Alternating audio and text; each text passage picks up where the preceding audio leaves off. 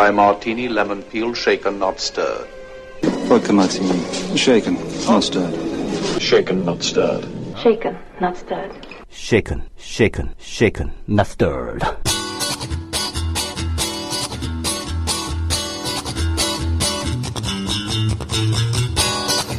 한국 영화 속에서 단골로 등장하는 캐릭터가 바로 경찰입니다. 그런데 이 경찰 캐릭터가요, 시대에 따라서 어떻게 변화하고 있는지를 지켜보면은 흥미로운 부분을 발견할 수 있습니다.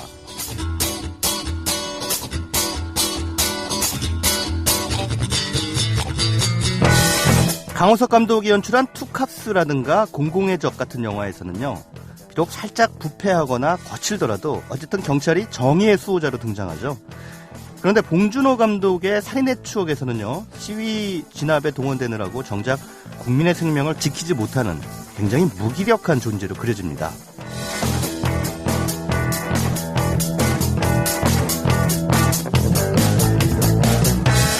유승환 감독의 부당거래에서는 어떤가요? 부패한 경찰과 더 부패한 검사가 누가 이기느냐, 누가 생존하느냐를 놓고 싸우죠. 이번 달 말에 개봉하는 끝까지 간다라는 작품에서는요, 주인공이 아예 비리 경찰입니다. 이제 한국 영화 속의 경찰은 바야흐로 악당의 반열에 올랐습니다.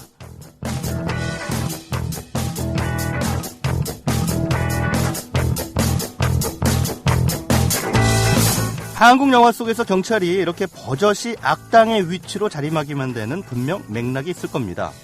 영화는 현실의 볼록 거울이고요, 대중의 집단 무의식을 반영하게 돼 있죠. 그렇다면 이들 영화들을 공권력이 실종된 시대의 캐리커처라고 불러도 무방할 겁니다.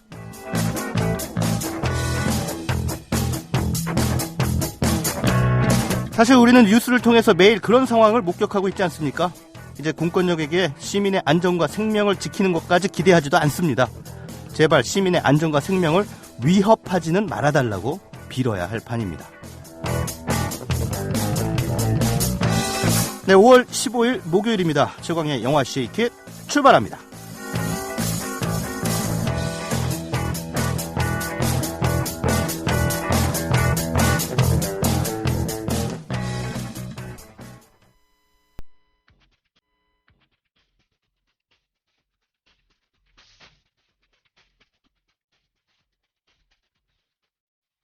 네, 극장가 흥행 순위 알아보는 비하인드 박스오피스로 영화 쉐이킷 문을 엽니다. 영화진흥위원회 통합전산망 기준 지난 주말 박스오피스 5위부터 1위까지 알아봅니다.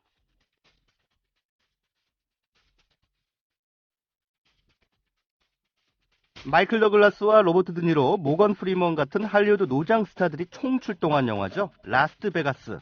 개봉 첫 주말 5위로 데뷔했네요. 배우들이 아무리 세계적인 대스타라고 할지라도 한국에서는 안 먹히네요. 네, 첫 주말 11만 명의 관객을 모았습니다.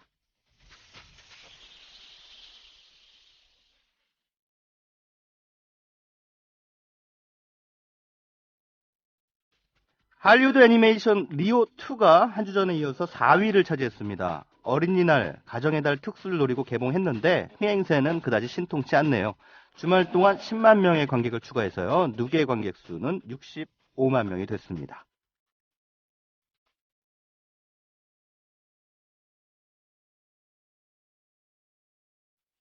할리우드 슈퍼히어로 영화죠. 어메이징 스파이더맨 2가 한 계단 내려서서 3위에 랭크됐습니다. 하지만 장사는 톡톡히 한 뒤니까 아쉬울 게 별로 없는 하락세입니다. 지난 주말까지 390만 명 모았고요, 주중에 400만 명 돌파했습니다.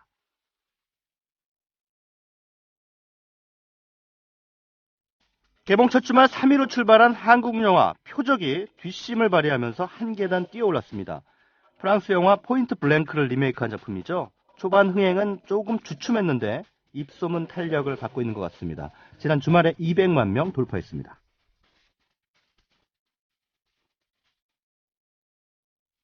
현빈이 정조로 등장한 시대극이죠. 영린, 2주 연속 1위 자리를 지켰습니다. 지난 주말까지 320만 명을 모았는데요. 어제 박스오피스 순위 보니까 표적에 밀렸습니다. 흥행세가 뒤집혔습니다. 게다가 이번 주에 기대작들이 대거 개봉하기 때문에 대박 흥행까지는 미지수가 될 것 같습니다.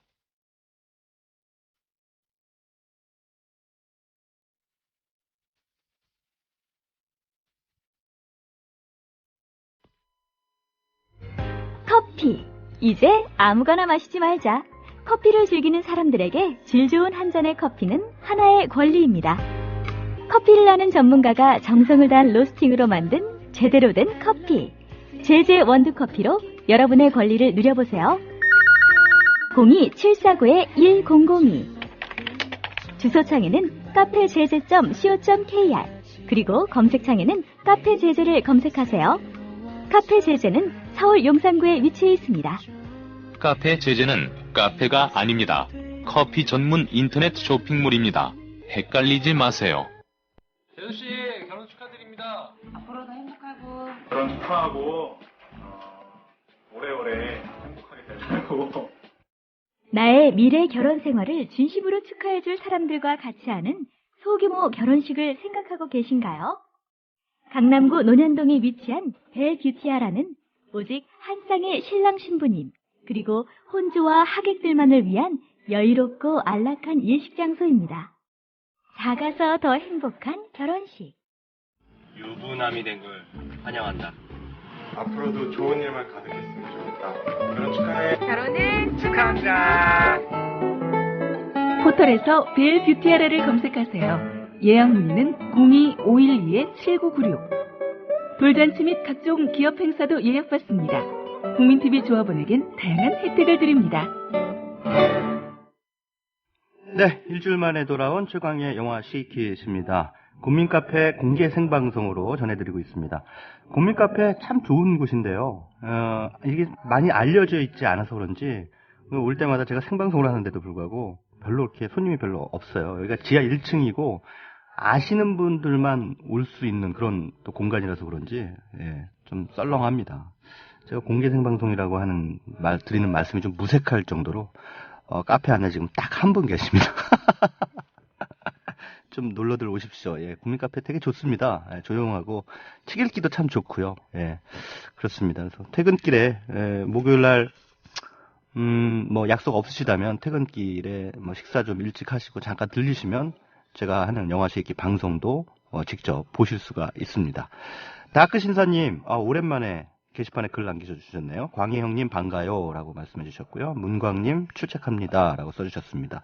어느 틈님, 역시 영화식 열혈 청취자시죠? 오늘도 한결같은 마음으로 잘 듣겠습니다. 모두 애정을 보내요 라고 말씀을 해주셨습니다.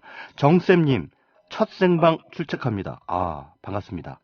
저희는 생방송을 듣는 분들을 생벗이라고 부릅니다. 네, 생벗님, 정쌤님, 생벗님이 되신 것을 축하드립니다. 네, 저는 지난 주말에 청계광장 집회에 나갔습니다. 나가서 세월호 관련한 상황에 대해서 그 집회에 참여를 했는데요. 마음이 많이 무겁지만 그래도 가만히 있을 수는 없다라는 생각이 들어서 나갔습니다. 제가 집회에 나가는 이유는 크게 두 가지입니다. 첫째는 민주시민이니까 당연히 저의 정치적 의사를 표시하기 위해서 나가는 거죠. 그리고 두 번째는 자꾸 페이스북이라든가 SNS 이런 것들만 하다 보면은 사람들이 말만 하지 행동을 안 하는 것 같은 그런 느낌이 들어요. 그런데 직접 나가 보면은 그렇게 양심적인 시민들, 민주적인 어떤 그 의식을 가진 각성된 시민들이 이토록 많구나 라는 것을 느끼게 됩니다. 그러면서 어떤 세상에 대한 어떤 절망을 극복하고 다시 한번 희망을 충전할 수 있는 그런 계기가 된다는 점에서 저는 지난 주말 청계광장 집회에 나가기를 참 잘했다라는 생각이 들고요. 이번 주 토요일에 역시 청계광장에서 열리는 집회에도 나갈 생각입니다. 들도 정말 나라가 왜 무왕이냐 한탄만 하지 마시고요. 직접 나서서 행동을 보여주시기 바라겠습니다. 섞지 말고 흔들어로 이어갑니다.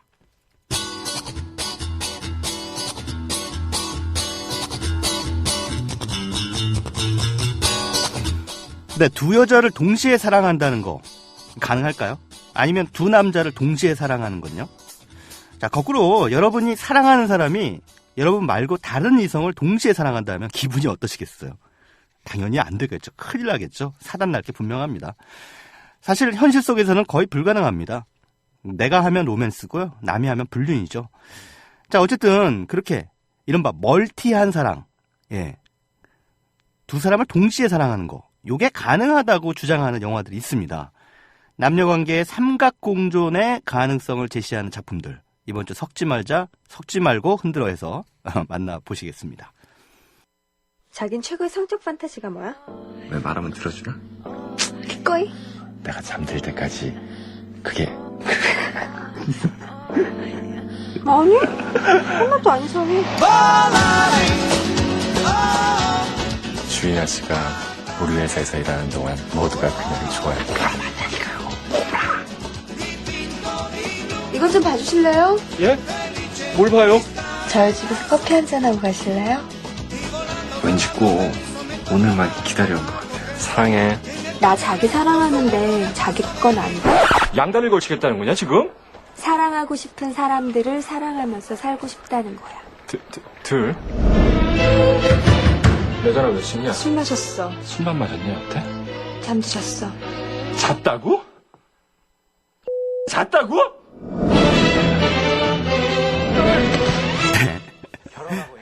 어떤 영화인지 짐작하시죠? 네, 바로 김주혁, 손혜진 주연의 아내가 결혼했다라는 작품의 예고편 잠깐 들으셨습니다.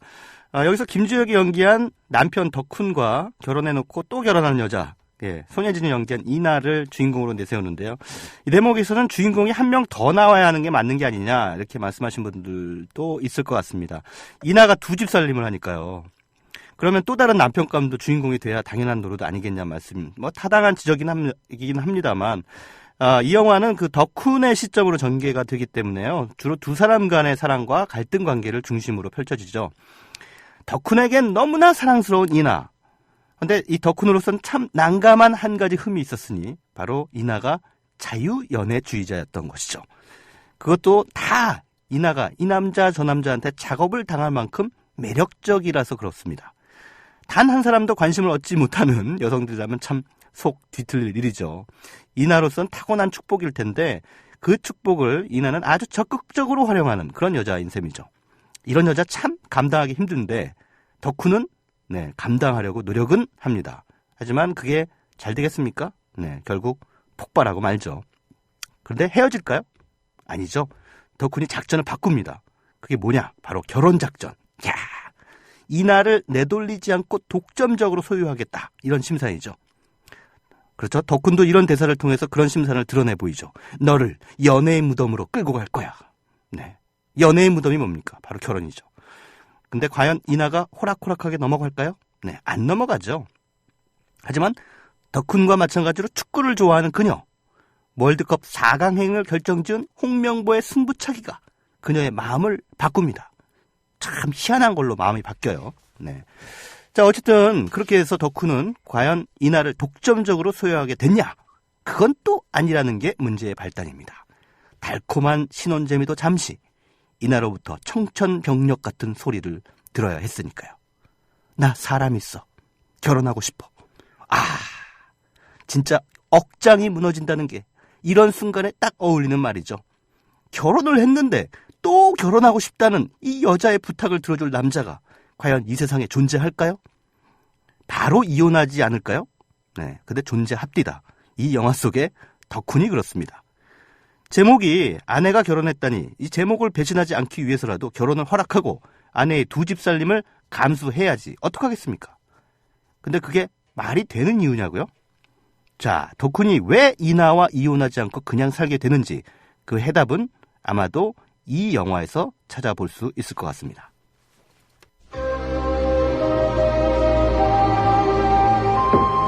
Ein gutes Restaurant gehört einfach an Pia. Auf die Ilona. Auf die Ilona. Alles Liebe zum Geburtstag, meine.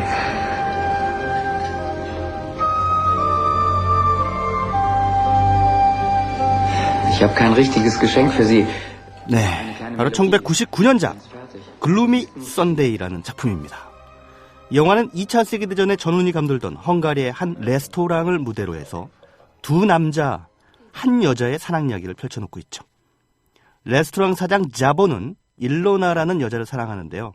이 일로나는 또 피아니스트인 안드라스를 사랑합니다. 전형적인 삼각관계로 보이는데요. 전혀 그렇지 않습니다. 일로나를 잃고 싶지 않은 자보, 이 유명한 대사로 아주 특별한 사랑 방정식을 만들어내죠. 너를 잃으니 반쪽이라도 갖겠어.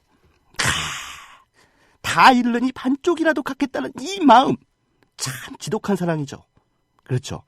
어쩌면 앞서 제가 소개해드린 아내가 결혼했다의 덕훈의 심정도 정확하게 이 자보의 심정과 같지 않았을까 싶습니다.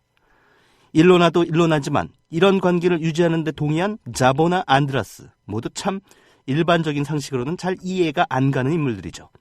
사실 사랑이란 게 꼭 1대1로만 가능하라는 보장이 있겠습니까? 네. 한 사람을 동시에 사랑한다면 저것도 나쁘지 않은 방법 아니겠어요? 괜히 싸우다가 서로 상처받는 것보다 말이죠.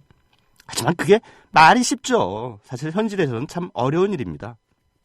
게다가요, 이 사람들은 결혼을 안 했지만 아내가 결혼했다의 덕훈하고 이나는 버젓이 결혼까지 해놓은 마당이니까 어르신들 입장에서는 도저히 용납이 안 되는 상황이겠죠. 생각해보니까요, 저희 아버지 세대에는요, 이 두 집 살림 하신 분들 참 많았습니다. 네. 두 집 살림한 어머니들은 못 봤습니다. 여전히 여성이 그러면 큰일 날 일이라는 게 우리 사회의 보편적인 의식이죠. 자, 말 나온 김에 이렇게 삼각공존의 가능성을 제시하는 또 한 편의 영화 만나보실까요?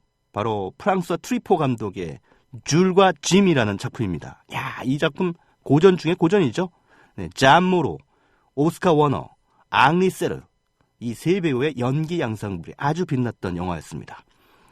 이 영화에서도요, 카트린이라는 한 여자와 줄과 짐이라는 두 남자의 이야기가 펼쳐지죠. 그리고 역시 세 사람이 사이좋은 공존을 합니다. 그런데 카트린은요, 줄하고만 결혼을 해요. 맞습니다. 앞서 소개해드린 영화들과는 살짝 다른 게 이 영화 속에서는 줄과 카트린이 먼저 사랑해서 결혼하고 나중에 짐과 카트린이 연인 사이가 되죠. 그러니까 시차가 있다는 얘기예요. 근데 그럼 줄은 어떻게 되냐고요? 먼저 결혼했던 줄은 이렇게 이혼해놓고 또 아내의 헌신적인 친구로 남으면서 두 사람의 사랑을 축복해줍니다. 야, 정말 영화 속에서는 왜 이렇게 성인군자들이 많이 나오는 겁니까? 하지만 전 이렇게 생각합니다. 이 영화 속에서 줄이 그럴 수 있는 건 더 이상 카트린을 예전처럼 사랑하지 않기 때문이 아닐까요? 네. 그럼에도 아이까지 낳은 상황에서 자신의 친한 친구와 자신의 아내가 연인 사이로 지내는 것을 용인하거나 지지할 남편은 그리 많지 않겠죠. 어쨌든 이것도 영화니까 제시될 수 있는 상황이라고 한다면은 아내가 결혼했다의 설정도 아주 이해 안 되는 범위 안에 있는 건 아니라는 것이죠. 사실 아내가 결혼했다는 일처다부제를 옹호하는 영화라기보다 일부 일처제가 가지고 있는 모순을 들여다보고 있는 영화다. 이런 생각이 듭니다. 한 명의 배우자와 검은머리 팥뿌리가 되도록 사랑하고 산다는 거, 이거 말처럼 쉬운 일이 아니거든요. 결혼하면은 로맨스는 떠나고 일상이 남는다. 이런 얘기가 있죠. 영화 속의 대사처럼 연애의 무덤이라고 하는 결혼 생활을 시작하게 되면은 절대 한눈을 팔아서는 안 되는 게 표면적인 현실이죠. 네, 제가 여기서 표면적인 현실이다 이렇게 말씀드린 건 그 표면 아래의 현실은 또 따로 있다 이 말씀입니다. 전국 각지에 산지한 그 많은 러브 호텔들이 왜 그렇게 성업 중이겠습니까?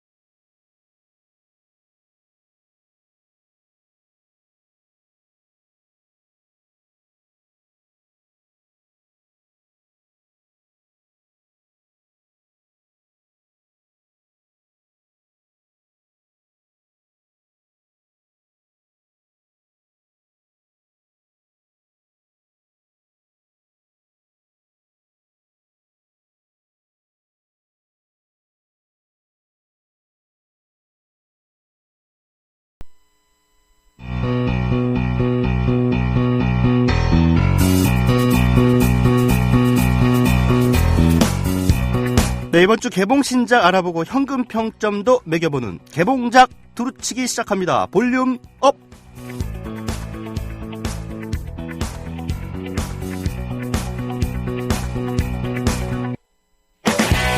네, 음란서생, 방자전 이런 작품 연출한 김대우 감독의 또 다른 시대극 인간 중독으로 돌아왔습니다.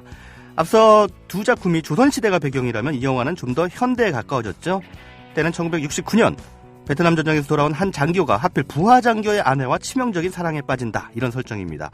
시대는 현대로 넘어왔지만 두 사람의 사랑에는 앞선 두 작품처럼 역시나 신분이 개입합니다.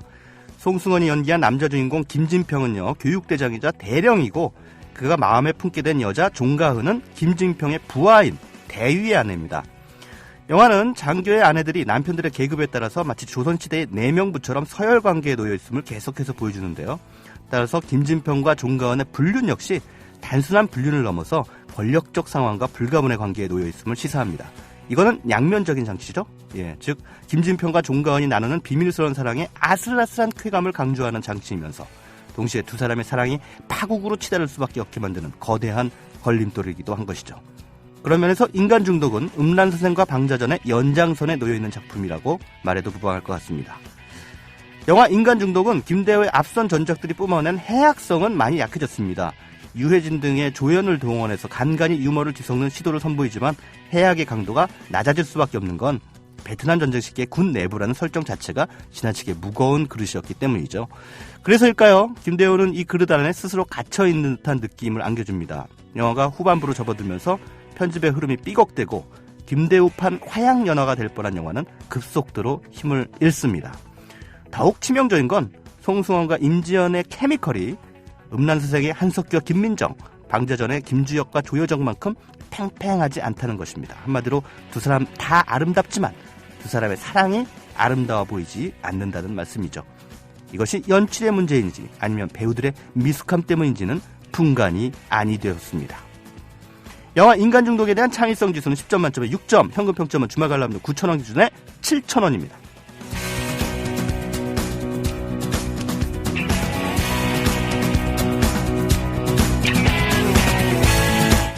쟈니 뎁 주연의 SF 영화 트랜센덴스가 이번 주 개봉합니다. 홍보 문구처럼 크리스토퍼 노란이 제작에 참여하긴 했지만 그의 작품인 인셉션이 1억 6천만 달러의 제작비를 쓴 거에 비하면 상대적으로 저렴한 1억 달러 예산으로 만들어졌습니다. 예산이 줄어들면요, 컴퓨터 그래픽 시각 효과에 들어가는 제작비도 줄어들기 마련이죠. 그 대신에 참신하거나 독창적인 이야기로 승부를 거는 경향성이 커집니다. 만약에 인셉션에 완전히 매료된 분이 크리스토퍼 노란 제작 이런 홍보 문구에 현혹돼서 거의 동급의 영화를 이 영화에서 기대하신다면 번지수가 잘못됐다라고 말씀드리고 싶습니다. 실망할 가능성이 큽니다. 그런데요, 이 영화는 기술에 대한 인간의 도전과 기술 만능주의에 대한 반감이 대립하는 기둥 플롯을 중심으로 하고 있는데 실은 신뢰라는 제법 의미심장한 화두를 담고 있습니다. 영화 속에 이런 대사가 여러 차례 나옵니다. 인간은 이해하지 못하는 것을 두려워한다. 쟈니 뎁이 연기한 주인공 윌 캐스터는 바로 그런 이해할 수 없는 영역 안에 있는 천재 과학자이고요. 때문에 인간들은 그를 세상을 파멸시킬 위험한 존재로 적대시하죠. 영화의 속도감은 기대할 만큼 빠르지 않고요. 스펙타클은 그다지 스펙타클하지 않지만 쟈니 뎁을 중심으로 한 인물들의 딜레마와 갈등은 인간이 가진 두려움과 불신의 그늘을 효과적으로 드러내 보이고 있습니다. 창의성 지수는 10점 만점에 8점, 현금 평점은 9,000원입니다.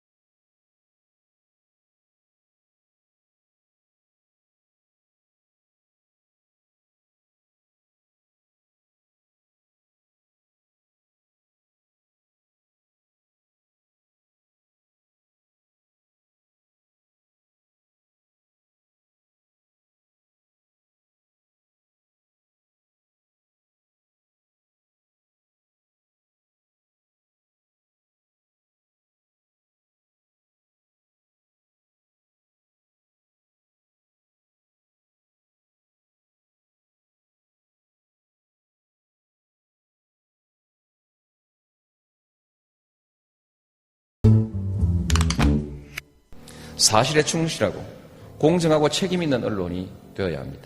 한국의 민주주의는 언론의 수준만큼 발전할 것입니다. 4월 말쯤에 이미 사설들은 노무현 대통령 정치적 자산 파산, 이것을 확대 재생산하고 그 증오하면서 사람의 인격을 다 파탄시키는가 하는 것이, 박연차가 돈을 줬다라는 얘기만 나오면 한편의 소설에서 이미 나와버리는 거죠. 검찰이 흘리면 조중동은 받아쓰고, 두 집단, 검찰하고 언론이 가장 혹독하고 가혹하게 가해 행위를 했거든요.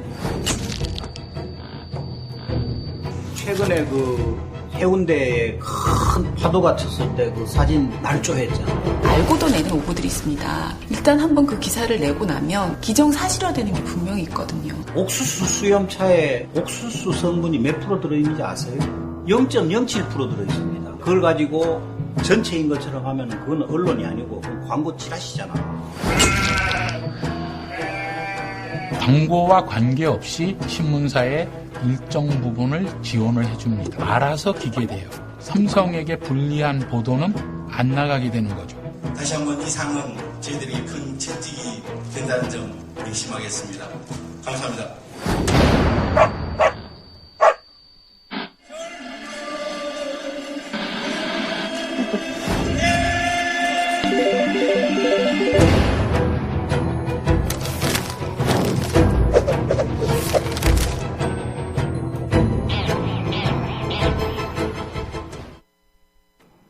네, 대한민국의 모든 영화인들을 다 모실 그날까지 이어지는 시네톡톡 시간입니다.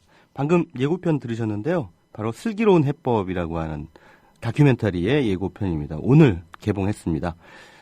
예고편 안에 개가 멍멍 짖는 소리가 나는데요. 왈왈 하고 짖죠. 보통 언론을 와치독이라고 보통 미국에서는 그러죠. 파수기원이라고 하는데 시민을 대신해서 권력을 감시하는 기능을 한다 해서 파수기원, 와치독이라고 부르는데 요즘 우리나라 언론들 가만히 보면은 권력을 대신해서 시민들에게 멍멍 왈왈 짖어대는 그런 형국인 것 같습니다. 어쨌든 영화 다큐멘터리 슬기로운 해법의 감독님이 스튜디오에 나오셨습니다. 태준식 감독님 모셨습니다. 안녕하십니까? 안녕하세요. 예, 반갑습니다. 바쁘신 와중에 오늘 또 개봉일인데 이렇게 시간을 내주셔서 정말 감사드립니다. 네, 그닥 그렇게 바쁘진 않지만 불러주셔서 너무 감사합니다. 예. 아, 예. 예. 자, 슬기로운 해법 영화 참 잘 봤습니다. 부제가 태초에 거짓말이 있었다. 양치기 언론의 전성시대라는 그 홍보 카피가 붙어 있는데요. 네네. 이 슬기로운 해법은 우리나라 특히나 그 보수 언론의 어떤 그 행각에 대한 그 얘기를 다룬 다큐멘터리죠. 네. 우선은 언론에서도 여러 가지의 언론들, 네네. 대한 언론이 있을 수가 있겠고, 독립 언론이 있을 수가 있겠고, 진보 언론, 보수 언론, 여러 가지 불리워지고 있긴 한데요. 네.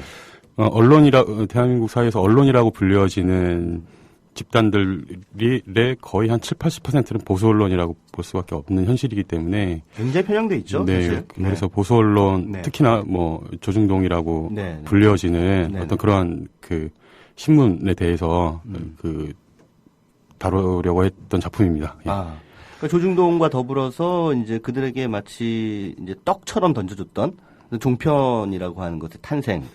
네네. 배경에 대해서도 다큐멘터리가 좀 조명을 하고 있는 것 같더라고요. 네네. 그러니까 좀 이 작품을 하면서 자연스럽게 애초에 기획보다는 약간 좀 달라진 부분들도 있고 어차피 다큐멘터리라는 게 작업을 하면 할수록 자료를 보면 볼수록 촬영을 하고 인터뷰를 하고 좋은 분들의 말을 들으면 들을수록 생각이 좀 바뀌고 네네. 또 심화되는 과정일 텐데 거의 마지막쯤에 가서는 그런 생각을 좀 했었어요. 어쩌다가 지금의 언론이 이 지경이 되었을까라는 거를 알게 모르게 내가 조명을 하고 있구나라는 그런 생각을 좀 하게 되셨습니다. 그러니까 그건 처음부터의 의도는 아니었지만 작업을 하는 과정 속에서 지금의 이른바 기레기라고 불려지는 기자분들 또는 그 기자분들이 소속되어져 있는 언론사들의 현실이 어떻게 하다 이 지경이 됐을까라는 부분들을 좀 지난 10년간의 역사를 통해서 좀 이렇게 돌아보는 작품이 되었습니다. 그렇게 되었고요. 근데 그것의 어떤 꼭지점에는 삼성이라는 거대 자본이 있다라는 것을 이야기하려고 작업을 했던 겁니다. 예. 태준식 감독님은 원래 노동자 뉴스 제작단에서 오랫동안 활동을 하셨죠. 네네네. 그 노동쟁이 현장이라든가 또 한국의 어떤 노동 현실에 대한 그 다큐멘터리 많이 제작하신 걸로 알고 있고 최근에 그 꽃다지의 그 내가 왜 라고 하는 그 뮤직 비디오죠. 비디오죠. 예, 예, 뮤직비디오로 예. 또 상당히 그 유려한 화면으로 연출을 하셔서 인상적으로 본 기억이 나는데 노동자 쪽에 관심을 많이 가지시다가 이제 언론에 대해서 내가 건드려야겠다라고 생각하시게 된 어떤 특별한 계기가 있으셨습니까? 이 작품 네. 사실 뭐 제가 말씀하셨듯이 이제 오랫동안 다큐멘터리 작업을 하면서 저는 은근히 뭐 그런 생각이 좀 있었던 것 같아요. 제 스스로가 언론이다라는 그런 생각, 예. 뭐 그런 생각이 좀 기반으로 좀 생각이 있었던 것 같고요. 네네. 한 명의 말하는 자로서 네네. 내가 선택한 주된 뭐 꼭 전부 다 그렇지는 않았지만 네네. 어떤 영역은 노동운동에 대한 그 노동자들의 투쟁에 대한 그 노동자들의 삶에 대한 이야기를 많이 해야 되겠다라는 네. 생각이 있었었는데 뭐 우연찮은 기회에 어떤 제안이 있었었고요. 그 제안에 대해서 좀 고민을 하면서 네. 작업을 한번 해봐야 되겠다라는 그런 생각이 좀 들었던 것 같아요. 그 제안은 그 야만의 언론 노무현의 선택이라는 네네. 책의 저자이셨던 네. 김성재 네. 부장님, 네. 저는 계속 부장님이라고 부르고 있습니다. 지금은 약간 지위가 바뀌었지만 예. 김성재 부장님이 그 책과 관련된 어떤 다큐멘터리를 만들고 싶다라는 어떤 의지를 가지시고 예. 여기저기 좀 많이 찾아다니셨던 것 같아요. 근데 그래서 현 제작사였던 시네마달을 찾으셨고 그 시네마달에서 이제 연출자로 제안을 저한테 해주셨고요. 그래서 어떻게 보면 온전히 저의 기획이라고 볼 수는 없는 작품이긴 합니다. 근데 그 제안을 듣고 고민을 하면서 나도 처음에는 좀 약간 좀 재밌는 생각이 좀 많이 있었죠. 나도 이렇게 신나게 요기나 한번 해보고 싶다. 뭐 그런 생각이 좀 있었던 것 같아요. 네. 근데 생각이 좀 바뀐 것도 있고요. 예.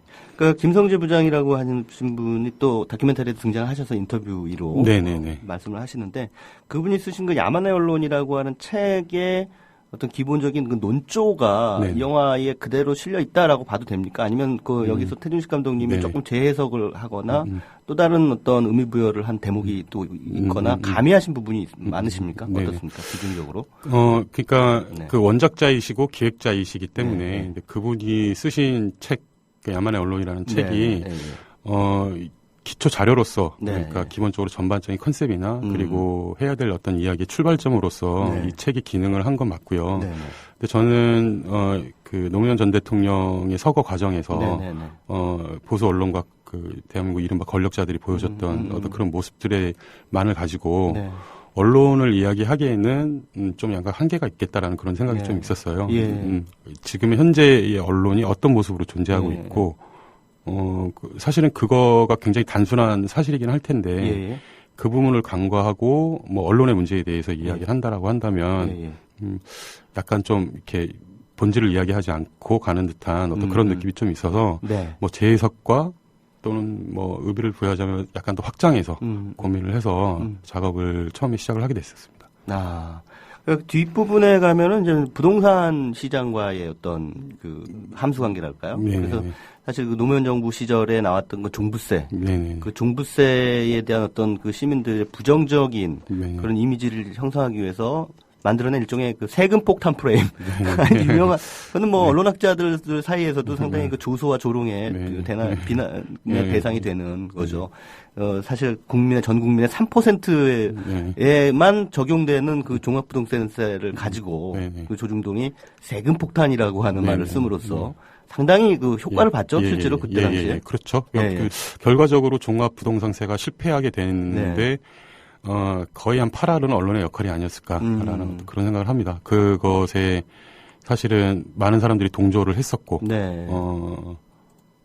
좀 어떻게 보면 지나간 일이지만 지금도 여전히 좀 쟁점이 되는 부분이긴 하지만 언론의 계급성이라고 해야 되나요? 이런 부분들이 아주 정확하게 드러난 부분인데 그거를 언론이라는 외피를 쓰고 많은 국민들한테 진실과 거짓이라는 프레임으로 뭔가 이야기하면서 이것도 진실될 수 있을 것이야라는 어떤 그러한 부분들까지 이렇게 은근히 전달해가면서 그게 대성공했던 하나의 케이스가 아니었을까라는 그런 생각을 합니다.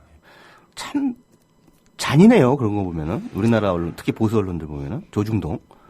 사실 뭐 잔인하죠. 피가 없는 사람들 같다. 감정이 없는 사람들 같다. 이런 생각이 들어요. 근데 자신의 이윤에 그 자신의 이익에 아주 철저한 사람들인 거죠. 그러니까 어떻게 보면 사실 또 그게 맞는 거라고도 볼 수 있는 거고요. 사실 또 그것에 대항하는 뭐 예를 들어 시민운동이나 이런 분들도 오히려 더 그들의 어떤 철저함, 그들의 꼼꼼함, 그들의 열정 이런 부분들은 좀 닮을 필요는 있겠다는 생각을 다른 한편으로 하긴 합니다. 예. 그러니까 굉장히 그것이 이제 어떻게 보면 비인간적인 잔인함으로 드러나기도 예. 하고 예. 그런 부분을 명확하게 비판하게 하긴 해야 되겠지만 네. 다른 한편 그런 생각이 좀 들기도 하더라고요. 예. 굉장히 영악한 사람들인데, 이제 종부세와 관련해서 세금 폭탄 보도가 잇따라 나갈 때 그 다큐멘터리에서 이제 그런 대목이 나오는데, 그때 당시에 부동산 관련 전면 광고가 쇄도했다.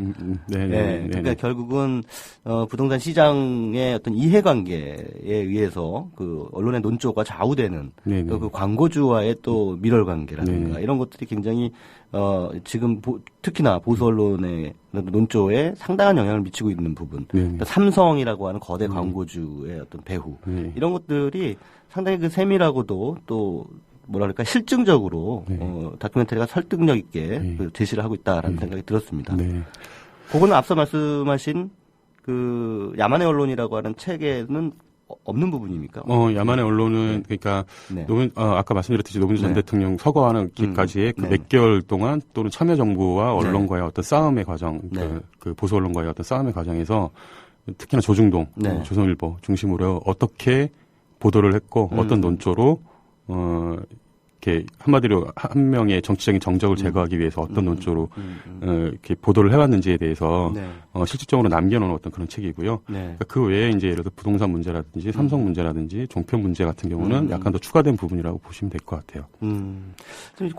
그 다큐멘터리 안에 보면은 다양한 분들의 인터뷰가 등장합니다. 일단 정현주 전 KBS 사장, 또 시사인의 주진우 기자, 또 미디어스의 한윤영 기자, 또 홍세화 씨. 그리고 말씀하신 야만의 언론 저자인 김성재 씨, 김기창 고대 법학전문대학원 교수님, 또 뭐 등등 굉장히 그 다양한 분들이 나와서 인터뷰를 하시는데, 인터뷰들을 보면서, 그러니까 이 슬기로운 해법이라고 하는 다큐멘터리의 전체적인 톤이 당연히 조중동을 비판하고 있기는 하나, 한편으로는 그쪽 얘기도 좀 들어봤으면 좋겠다라는 생각이 들더라고요.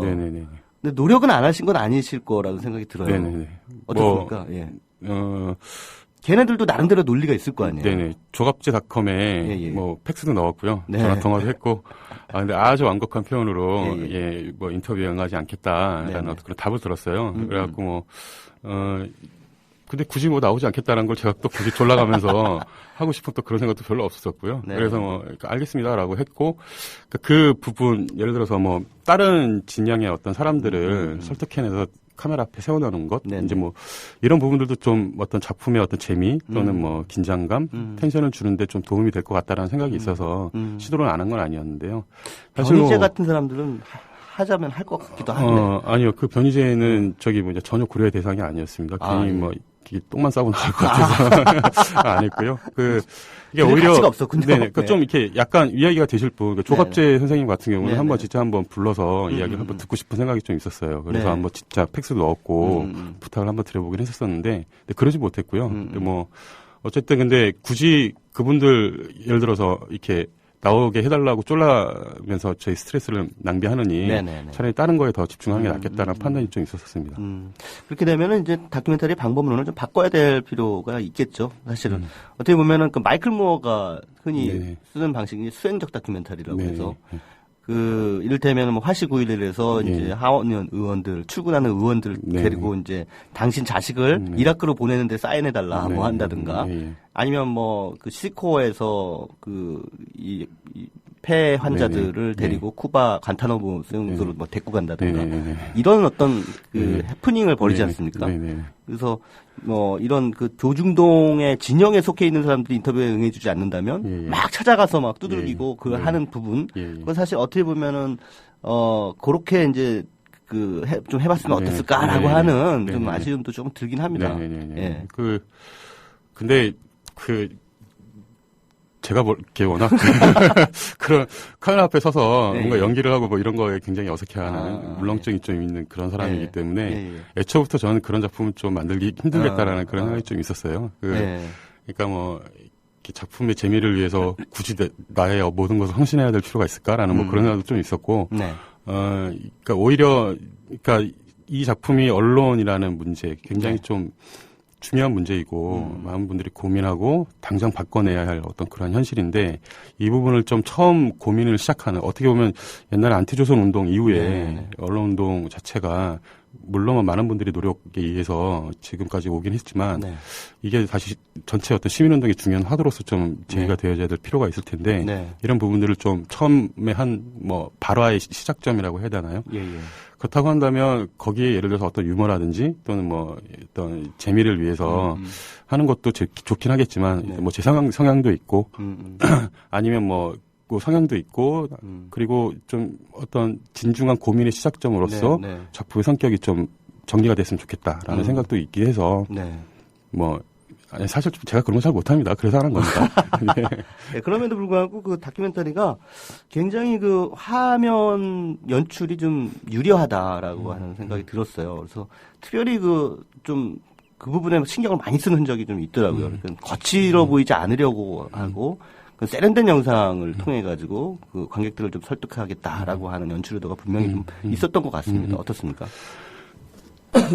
네, 일단은 그 인터뷰가 중심이 된 다큐멘터리이기 때문에 인터뷰 화면이 굉장히 안정적이고 권위 있게 그리고 보시는 분들한테 명확하게 전달이 되지 않는다면 이 작품은 효과가 반감될 것이다라는 생각이 있었기 때문에 인터뷰 촬영할 때 신경을 좀 많이 썼고요.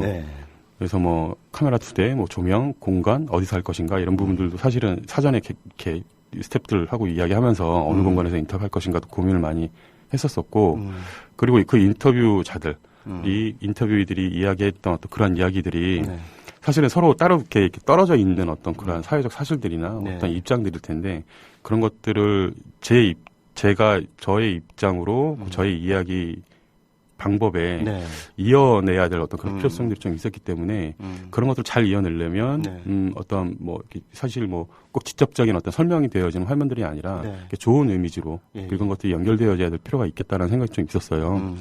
그래서 예를 들어서 뭐 타임리스라든지 모비캠이라든지 어떤 스케치 화면을 담아내는 데 있어서 그 좋은 소리를 잘 들리게끔 해주는 역할로서 화면이 기능하게끔 촬영을 하려고 노력을 많이 썼고요. 신경을 많이 썼고요. 그 결과는 뭐 어떻게든지 저는 뭐 관객분들이 봐주셔서 해주셨으면 좋겠다는 생각이 있고요. 또 하나는 어쨌든 뭐 굳이 잘 이렇게 드러나지는 않지만 어쨌든 화면비를 좀 약간 더 넓혔어요. 2.35대 1로 했었고 HD로 바뀌고 난 다음에 거의 대부분이 뭐 16대 9로 갔었었는데 저는 그것보다는 더 극장 사이즈라고 해야 되나요? 약간 가로로 더 넓혀서 여백으로 볼 수 있는 공간이 더 많게끔 화면비를 그렇게 가져가야 되겠다라는 그런 생각이 좀 있어서 촬영 감독의 제안에 의해서 고민을 하다가 그렇게 촬영이 좀 시작이 되어졌던 부분들도 좀 있고요. 네, 그렇습니다. 네. 아, 그렇군요. 그 영화 안에 보면은 그 공에다가 신문을 스크랩해가지고 붙이시는 작가님. 아마 제가 짐작컨대 사진 작가님이시죠. 네, 사진 작가 노선택 사진 작가님. 그 퍼포먼스를 쭉 그 중간중간에 삽입을 해 놓으셨더라고요. 네네네네. 그 어떤 의도로 그걸 삽입하셨나요? 그게 그러니까, 전체적인 그 다큐멘터리의 톤에서 사실 안 들어가도 되는 부분이라는 생각이 들었는데 그걸 의도적으로 집어넣으신 분명한 이유가 있을 것 같아요. 노선택 작가님이 그 1년 동안 그 신문을 매일매일 받아오는 신문을 계속 맙니다. 이렇게 동그랗게 공으로 많은 말고 그다음에 그거를 계속 이제 오늘의 몸무게는 이 몸무게는 몇이고 몸무게는 몇이고 그다음에 그걸 이제 사진으로 이제 찍어 놓는 거예요. 사진 작가님이시니까요.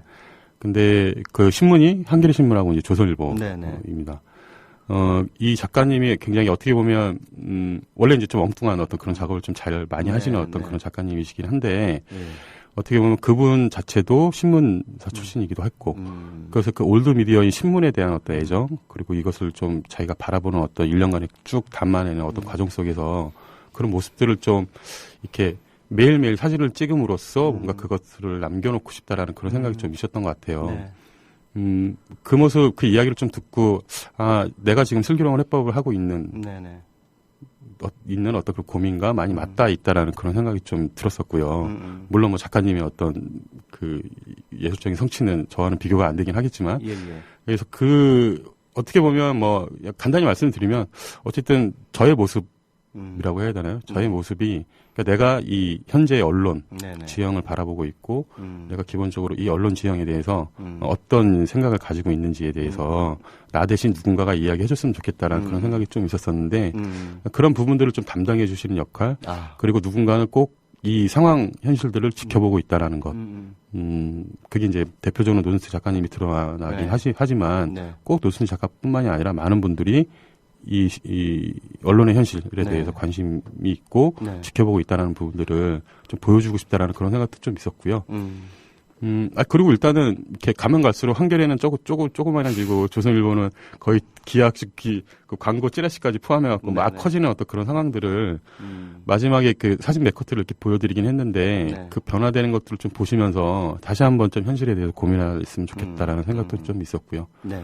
뭐 갑자기 중앙보험 막 이렇게 말의 변명이 길어지는 것 같긴 한데요. 예, 뭐 그렇습니다. 아닙니다. 예, 그거에 대해서는 그 감독님이 충분히 설득력 있게 네. 해설을 해주신 것 네, 같고요. 네. 네, 무슨 어떤 의도로 그걸 집어넣는지 잘 알겠습니다. 네.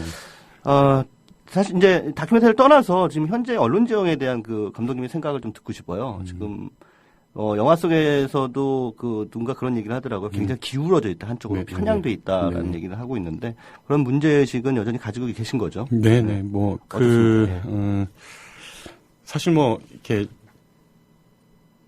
그 기울어짐이 지금에만 있었던 것도 아니고요. 네. 사실 뭐 옛날부터 있었겠죠. 예. 옛날부터 당연히 어떻게 보면 전반적으로 어떤 사회적 공기여야 할 어떤 그런 언론은 네. 옛날부터 뭐 예를 들어서 뭐 점점점 자본의 영향 또는 정치 권력의 영향으로부터 자유롭지 못하는 그런 현실이 있었을 텐데 특히나 지금 뭐 특히나 2010년대 이렇게 들어오면서 2000년대 말 2010년대 들어오면서 어떻게 보면 보수 정권에 예라서 그런지 아니면 더욱더 투명하게 어떤 자본의 영향력이 굉장히 크게 발휘되는 어떤 그런 시대여서 그런 건지 그 언론의 어떤 그러한 모습들이 거기에 아주 더 적극적으로 좀 부역하고 있다라는 어떤 그런 생각들이 좀 많이 들고 있고요. 근데 이런 모습들을 보면서 사실 저는 좀 그런 생각을 좀 많이 했어요. 사실이 언론에 맞서기 그런 보수 언론에 맞서기 위해서 또 다른 진보 언론을 만드는 것만이 꼭 답일까? 라는 그런 고민들도 좀 있었고요.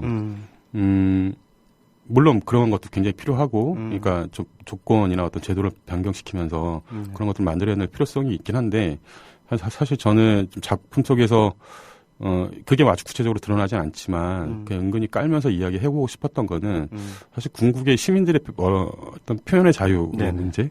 그러니까 모든 시민들이 자기가 어떤 이야기를 하려고 할 때, 사회를 통해서, 자기 자신의 이야기를 하려고 할 때, 이 부분들이 적극적으로 보장되어져야 하는 거고, 이 부분들이 더욱더 많이 만개해야 되는 어떤 그러한 게 더 중요하지 않을까. 그러기 위해서는 사실은 그래서 엔딩 부분에 예를 들어서 이렇게 많은 분들이 약간은 오해를 하고 계시는 것 같긴 한데, 개인의 어떤 의지가 중요하다라는 것만 이렇게 보이는 것 같다라고 말씀하시는 것 같은데, 그것도 뭐 틀린 건 아니지만, 그만큼 개인의 의지가 중요한 만큼 그 의지를 가지고 있는 사람들이 적극적인 실천 이런 부분들이 더 중요하다라는 이야기를 좀 해보고 싶었던 생각이 있었어요.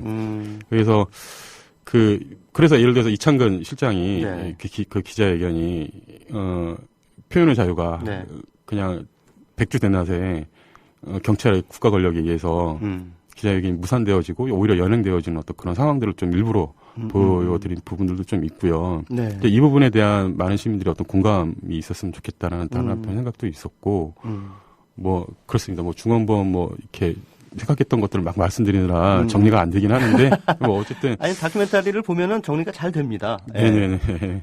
그것이 어찌됐든 감독님이 생각하는 그 영화의 제목 그대로 슬기로운 해법, 현재 언론 지형의 문제점을 해결하기 위한 슬기로운 해법이 하나의 그러니까 하나의 단초로서 관객들에게 제시되는 것이 아닌가 이런 생각이 듭니다. 요즘에 특히나 세월호 참사 이후에 언론들이 보여주는 행태는 그야말로 점입가경이죠.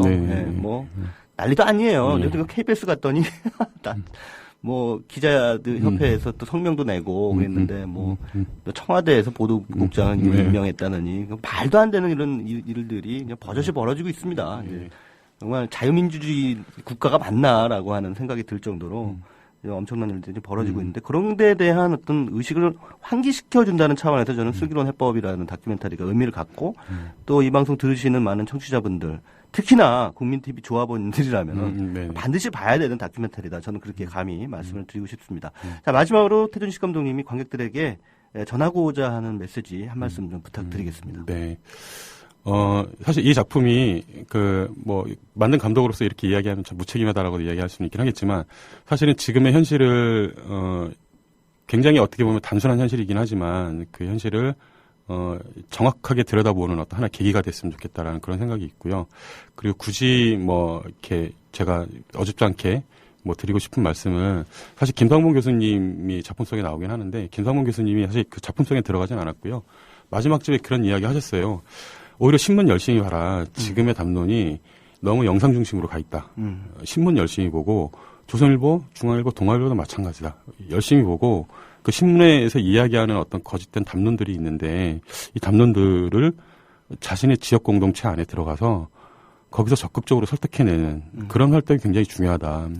시장 골목에서 야채 파는 아주머니한테도 그 생각 잘못된 생각이고 설득시킬 수 있는 어떤 힌트를 길러내는 게 굉장히 중요하다는 생각, 그런 말씀을 좀 해주셨어요. 그 말씀 듣고 저걸 어떻게든지 간에 좀 잘 살려야 되는데 약간 실패한 부분도 있긴 하지만 기회가 돼서 말씀을 드린다면 좀 그런 노력들이 필요하지 않을까. 그런 노력들이 사실 쉽지는 않겠지만 중요한 거는 어찌됐든지 간에 여러분들이 잘 보는 능력도 굉장히 중요하긴 하겠지만 여러분들 공동체 내에 있는 미디어들, 지역 언론들 또는 국민TV 같은 대한 언론들 이런 부분들에 적극적으로 참여하고 여러분들의 방송, 여러분들의 신문 그리고 여러분들 지역에서 여러분들 나름대로의 어떤 나파수가 될 수 있도록 노력하는 그러한 시민들이 되어주셨으면 좋겠습니다. 이렇게 어줍지 않게 말씀 남깁니다. 예.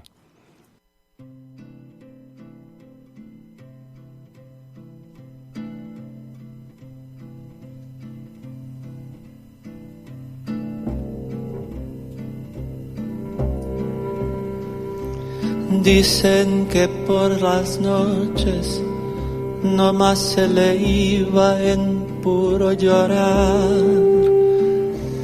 Dicen que no comía, nomás se le iba en puro tomar. Juran que el mismo 상처를 줄 의도가 없었음에도 불구하고 나의 어떤 행동으로 말미암아서 누군가 상처를 받는다면 그건 내 잘못일까요? 이번 주 개봉하는 영국 영화 진저 앤 로사가 제가 안겨준 화두입니다. 1962년 쿠바 미사일 위기로 핵전쟁의 위협이 도사리던 때 하필 히로시마 원폭이 터진 1945년 같은 날 태어난 16 동갑내기 단짝 진저와 로사는 가만히 있을 수가 없습니다.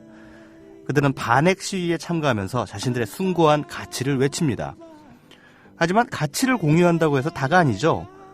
로사가 진저로선 받아들이기 힘든 모종의 사랑을 시작하면서 이 소울메이트와도 같았던 두 사람 사이에 균열이 생깁니다. 로사는 이 상황을 받아들이지 못한다는 사실을 받아들이지 못합니다. 그래서 자신의 상처 입은 가슴과 두려움을 핵전쟁의 공포라는 더 큰 포장으로 덮으려고 하죠. 흔히들 삶의 부조리라고 일컫는 건 비단 인간의 유한성에만 국한된 문제는 아닐 겁니다.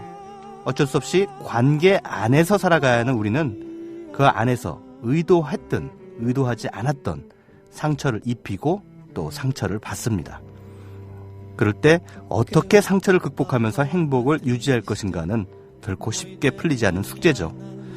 어쨌든 우리가 할 수 있는 것은 조금 더 넓은 시야로 타인을 배려하려는 노력이 아닐까 싶습니다. 자, 최광의 영화 쉐이킷 마칠 시간이 됐습니다. 오늘의 작별곡은 페드로 알모도바르 감독의 그녀에게에서 흘렀던 까에토나 벨로소의 꾸꾸루꾸꾸 팔로마입니다. 일주일 동안 즐거워하십시오. Que todavía la espera a que regrese la desdichada.